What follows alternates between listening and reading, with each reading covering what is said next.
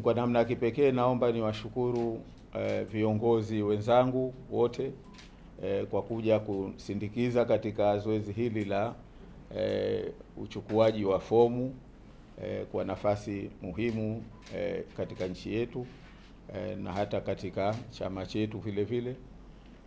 Lakini itakuwa mwizi wa fadhila bila kuwashukuru waandishi wa habari, kwanza kwa kuendeleza mashirikiano na chama chetu katika mambo yetu yote muhimu, lakini pia kwa kuendelea kutimiza majukumu yao katika kuwaelimisha na kuwahabarisha wananchi katika shughuli mbalimbali zinazotokea katika nchi yetu. Leo nimekuja kuchukua fomu kwa sababu ni sehemu muhimu ya utaratibu wetu ndani ya chama.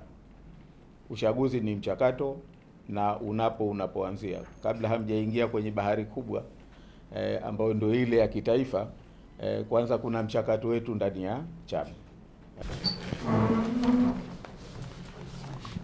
Hapa tuna mwongozo.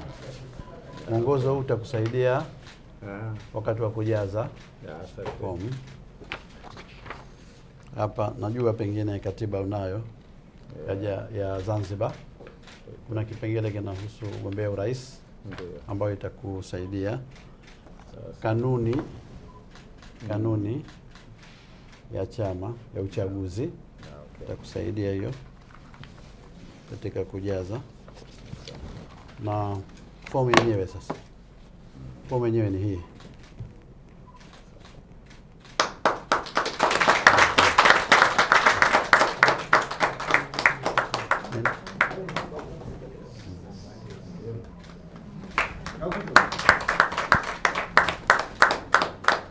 Nakushukuru kwa kutumia haki yako ya kuja kuchukua fomu kama mgombea.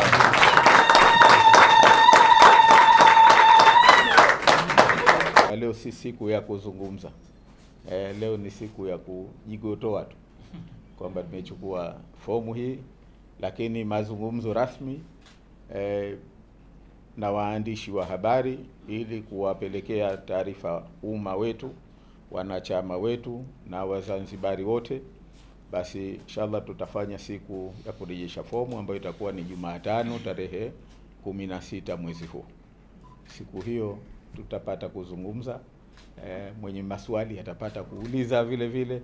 Lakini kwa leo mimi niwashukuru sana kwa hatua hii na kwa zoezi hili na kwa kushiriki katika shughuli hii. Asante sana.